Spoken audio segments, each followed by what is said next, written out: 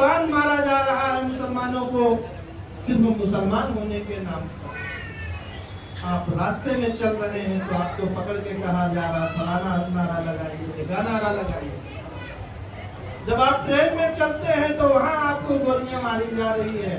एक मजदूर को मजदूरी करने के लिए ले जाया जा रहा है और पीछे से फावड़े से वार किया जा रहा है। बड़ी बड़ी पकड़ी और बड़े बड़े टोपियों से अब कौम देख रही है कि अब ये टोपियों में, पगड़ियों में, शेरवानियों में नहीं आने वाली है। जो लोग काम करेंगे कौम उनका साथ देगी, कौम उनके साथ चलेगी। हिंदुस्तान पर जब अंग्रेजों ने कब्जा कर लिया और हम सब लोगों को, चाहे हिंदू, मुस्लिम, सिख, ईसाई, पारसी, जैन, सबको उन्होंने गुलाम बना लिया। और उस समय जब कुर्बानी की जरूरत पड़ी तो बिला मुबालगा सबने कुर्बानी दी। लेकिन याद रखिए, जो कुर्बानी हमने दी वो बेमिसाल और नायाब है। 1857 से लेकर 1947 तक जबरदस्त तरीके से लड़ाइयां लड़ी। हमारे पुरखों ने, बुजुर्गों ने अपनी महिलात की कुर्बानियां, अपनी झोपड़ी की कुर्बानियां, जान माल, इज्जत, आबरू, औलाद की कुर्बानियां, सब कुछ देश की चरणों में निछावर है। नतीजे की शक्ल में जब हिंदुस्तान आजाद हुआ तो अंग्रेजों ने देखा ये हिंदुस्तानी कहीं इकट्ठे होकर के फिर लंदन पर हमला ना करते। एक दिन ऐसा आए, उन्होंने इस भारत माँ के 2 टुकड़े कर दिए।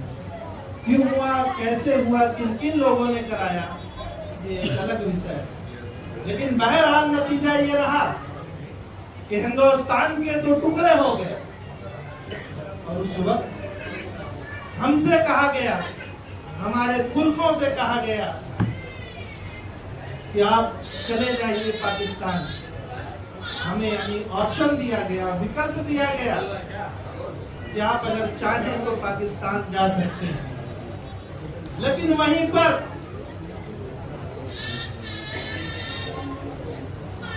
बाबू महात्मा गांधी ने ये खड़े होकर के, नेहरू ने, पटेल ने, पंडित नेहरू के साथ साथ हम सब लोगों के बड़े पूर्वज नेता अब्दुल कलाम आजाद ने किसी जामा मस्जिद की सीढ़ी पे खड़े होकर के ये आश्वासन दिया, ये भरोसा दिलाया कि मुसलमान भाइयों, आप इसी हिंदुस्तान में रुकिए, आपको सुरक्षा की गारंटी दी जाती है।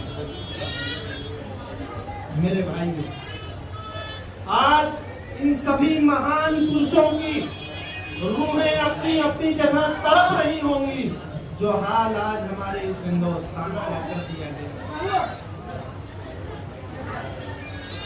प्यारे साथियों, जो देश गांधी का कहा जाता है, जो देश गांधी का था, जो देश अहिंसा का पुजारी था, जो मुल्क सूफी संतों का था, जो मुल्क आपसी भाईचारा के रूप में जाना जाता था, जो मुल्क सैकड़ों धर्मों पंथों को अपनी आगोश में समेटे हुए पूरी ताकत के साथ आगे बढ़ रहा था, उस मुल्क को तबाह करने के लिए कुछ ताकतों ने धर्म के नाम, हिंदू मुस्लिम के नाम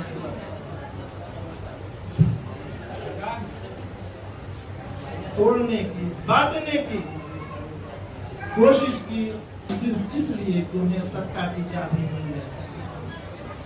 मेरे प्यारे भाई, धर्म पर लोग बहस करते हैं।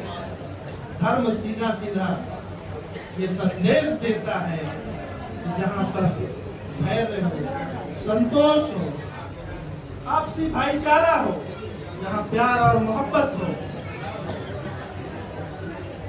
ये धर्म हमें शिक्षा देता है लेकिन आज धर्म की इस प्यारी शिक्षा को छोड़ करके लोग लड़ने झगड़ने और मारने काटने की शिक्षा धर्म के नाम पर देते हैं।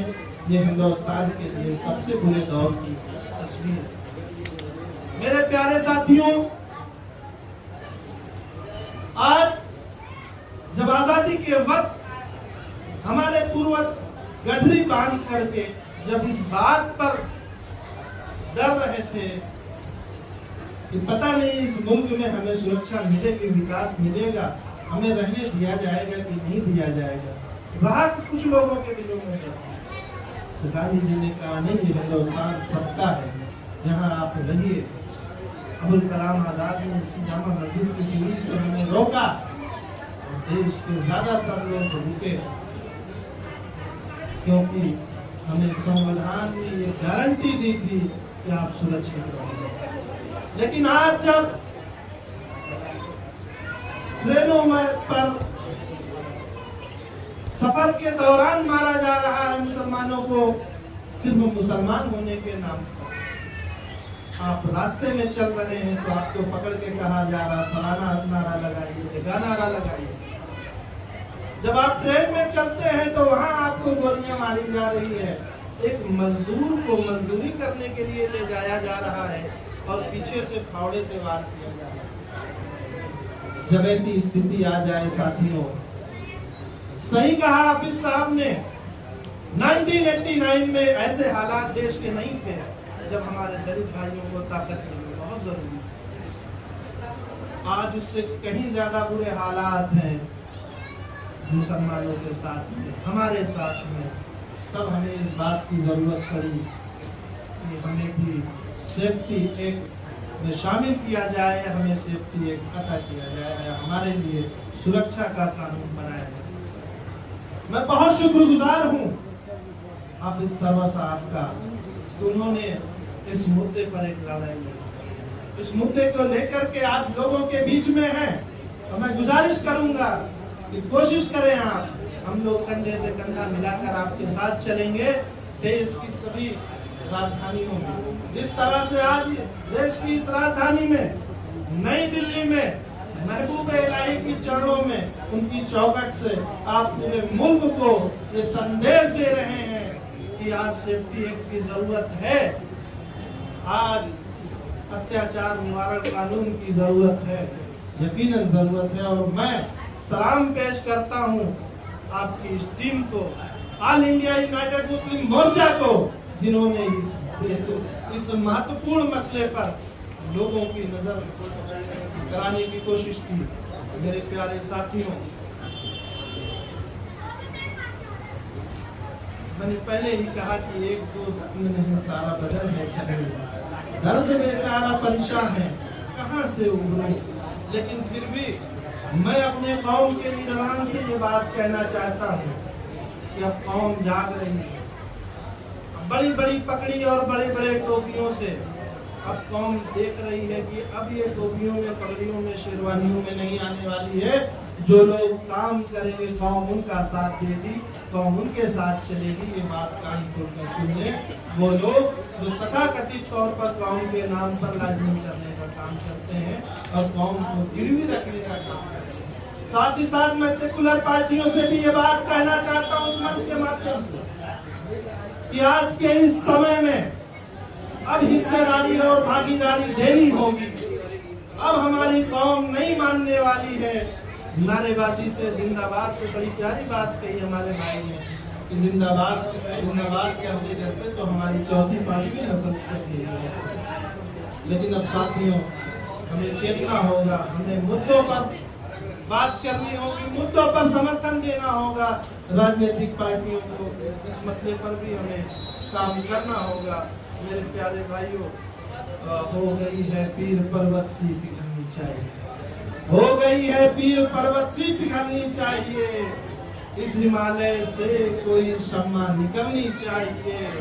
सिर्फ हंगामा खड़ा करना मेरा मकसद नहीं, सिर्फ हंगामा खड़ा करना मेरा मकसद नहीं, सिर्फ हंगामा खड़ा करना हम सब लोगों का मकसद नहीं।